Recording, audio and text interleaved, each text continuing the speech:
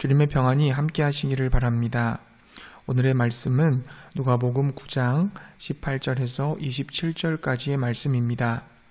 예수님의 길, 제자의 길이라는 제목으로 말씀을 나누겠습니다. 예수님께서는 다시 기도하십니다.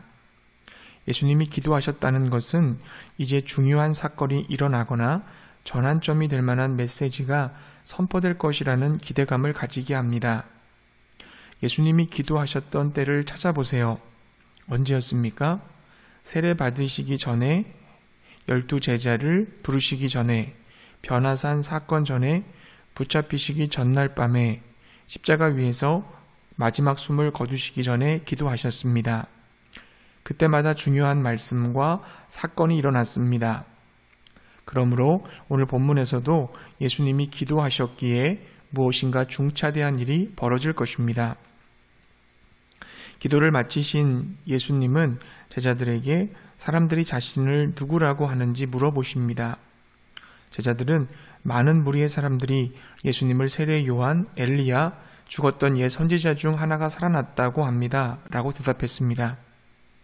그러자 예수님은 제자들에게 다시 묻습니다. 그러면 너희는 나를 누구라고 하느냐? 그때 제자들 중에 대표인 베드로가 하나님의 그리스도이십니다. 라고 대답을 했습니다.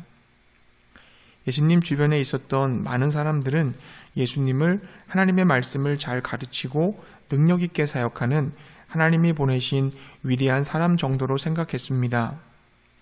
그러나 제자들은 예수님을 위대한 사람 정도가 아니라 하나님의 아들, 하나님, 메시아, 그리스도로 믿었던 것입니다. 그리스도는 기름 부음을 받은 자입니다. 기름 부음 받은 자를 히브리어로 메시아라고 하고 헬라어로는 그리스도라고 합니다. 메시아, 그리스도란 바로 이스라엘이 그토록 기다렸던 다윗의 후손으로 오시는 왕이시며 구원자이신 하나님을 뜻하는 것입니다. 제자들은 예수님이 누구신지 바르게 알고 있었습니다. 그런데 예수님께서 제자들에게 경고하시면서 자신이 그리스도인 것을 아무에게도 말하지 말라고 하셨습니다. 왜 예수님은 자신의 신분을 감추었던 것일까요? 그 이유는 당시 일반 사람들이 가지고 있었던 메시아, 그리스도에 대한 오해 때문이었습니다.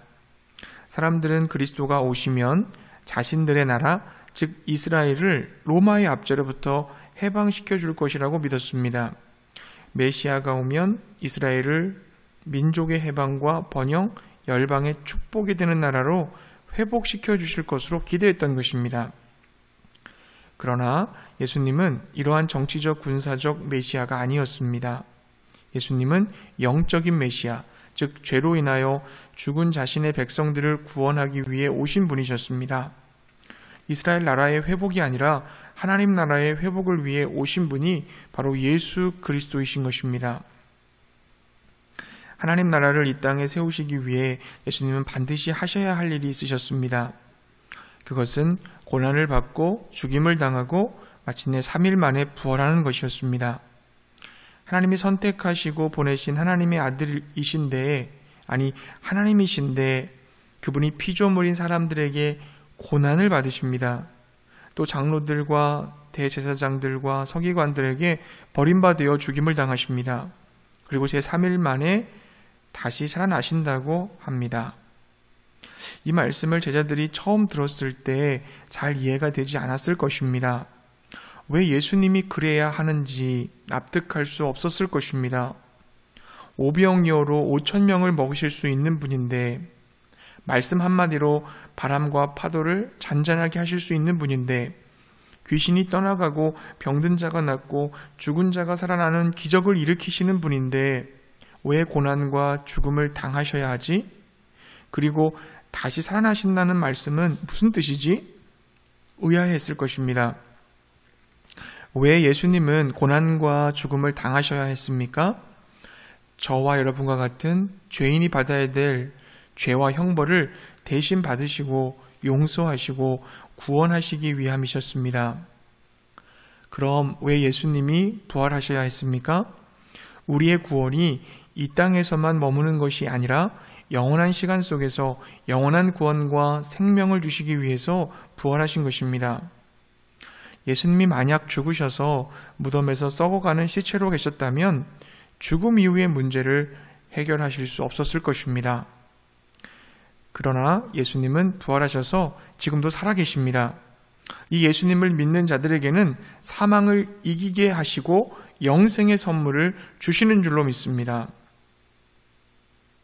예수님은 하나님이 보내신 그리스도 메시아이시지만 그분은 고난과 죽음, 부활을 경험해야 하셨습니다.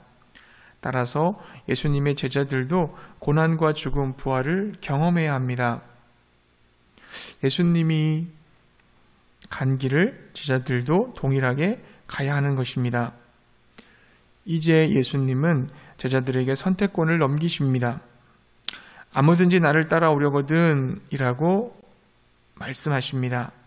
예수님을 따라올지 말지를 스스로 결정하라는 것입니다. 그리고 그 결정에 따른 결과를 말씀해 주십니다. 예수님을 따르려면 어떻게 해야 할까요? 자기를 부인하고 십자가를 지고 날마다 주님을 따라야 합니다. 자기 부인이 뭡니까? 자기를 반대하는 것입니다. 나의 욕망, 나의 계획, 내 뜻대로 사는 것을 거절하는 것입니다. 그리고 하나님을 긍정하는 것입니다.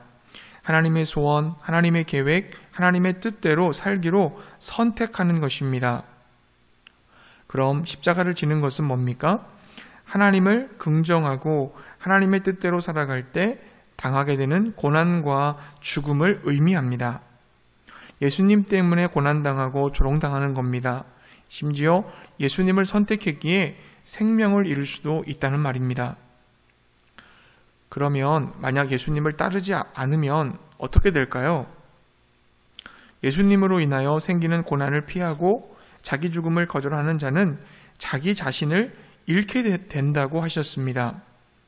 자기 자신을 잃는다는 것은 자신의 영원한 생명을 잃는다는 말입니다.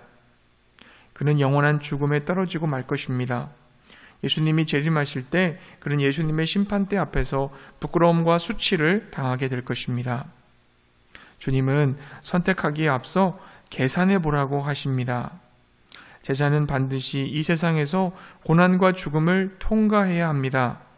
낮아지고 섬기고 손해보고 무시당할 수 있습니다. 그러나 예수님의 도우심을 받으며 영원한 생명과 상급이 주어지는 부활의 영광을 누리게 됩니다. 그리고 그 영광을 죽어서가 아니라 살아있는 지금도 누릴 수 있다고 격려하십니다.